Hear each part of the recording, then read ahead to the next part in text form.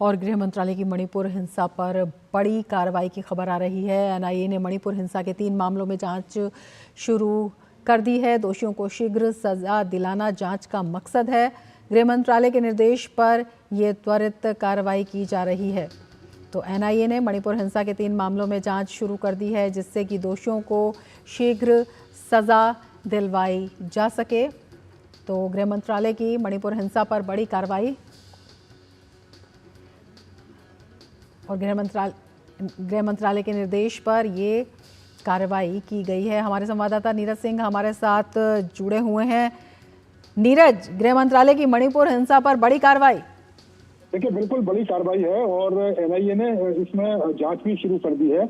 और आपको बता दें कि 3 केस थे जिसकी जो जांच है वो गृह मंत्रालय ने एनआईए को दी थी, जिसमें पहला जो मामला है वो बोरो बेकरा में का मामला है, जहां पर उग्रवादियों ने कई सारे घर जला दिए थे। 2 नागरिकों की भी उसमें हत्या हुई थी। बाद में जो अज्ञात उग्रवादी थे उन्होंने 3 महिला और 3 बच्चों का किडनैप भी कर लिया था और उसके बाद उनकी हत्या कर दी थी। उसके साथ साथ ही उन्होंने बोरो बेकरा पुलिस स्टेशन पर गोलीबारी भी करी थी और उस जवाबी कार्रवाई में वहां पर 2 लोगों की जो नागरिक थे उनकी वहां पर मृत्यु भी हुई थी। इसके अलावा दूसरा अगर हम रमा मामले की बात करें तो वो मामला है जिरीबाम से। तो वहां पर भी जो आतंकवादी हैं उन्होंने हमला किया था, सीआरपीएफ चौकी पर हमला किया था और उस हमले में सीआरपीएफ के कांस्टेबल को गोली भी लगी थी। तो ये दूसरा मामला इससे रिलेटेड है। और तीसरा भी एक मामला है, वो भी मामला जिरीबाम से रिलेटेड है। एक महिला की हत्या हुई थी और 7 नवंबर की ये घटना थी, जब मणिपुर के जिरीबाम में एक महिला की हत्या हुई थी और हत्या के बाद उस महिला के साथ रेप किया गया था और उसको जिंदा जला दिया गया था। तो ये 3 मामले हैं जिनकी एनआईए जांच कर रहा है।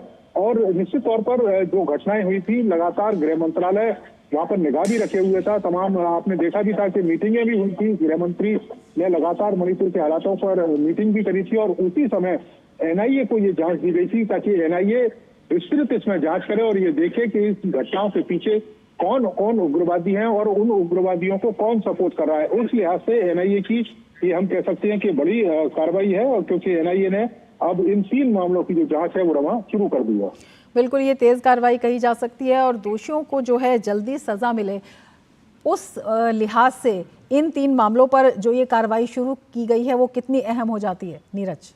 देखिए, बिल्कुल अहम है, क्योंकि एक भी मासूम की हत्या होना या एक भी मासूम को खोना निश्चित तौर पर बड़ा दुखद है। और यही कारण है कि गृह मंत्रालय लगातार मणिपुर में जो हालात है, मणिपुर में जो हिंसा हो रही है, उसे लगाम लगाने के लिए जीतोड़ कोशिशें की जा रही हैं। और इसके साथ साथ ही जिन लोगों ने अपराध किया है, जिन लोगों ने लोगों की हत्याएं की हैं, उनके ऊपर जो शिकंजा है वो कड़े से कड़ा शिकंजा उन पर कसा जाए, ताकि भविष्य में इस तरह की जो घटनाएं हैं वो ना हो पाए।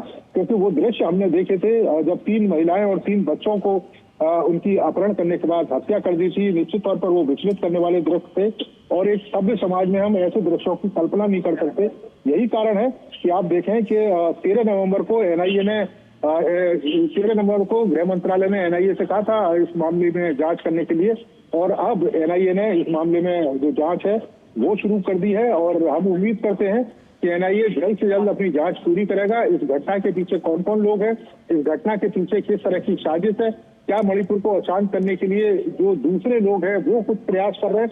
तो ये तमाम सवाल हैं जिनके जवाब मिलना कह सकते हैं कि बाकी है। और उम्मीद की जा रही है कि एनआईए जल्द से जल्द इन सवालों के जवाब भी ढूंढेगा और जिन लोगों ने घटना करी है उनको कानून के दायरे में भी लाएगा। बहुत शुक्रिया नीरज तमाम जानकारी के लिए।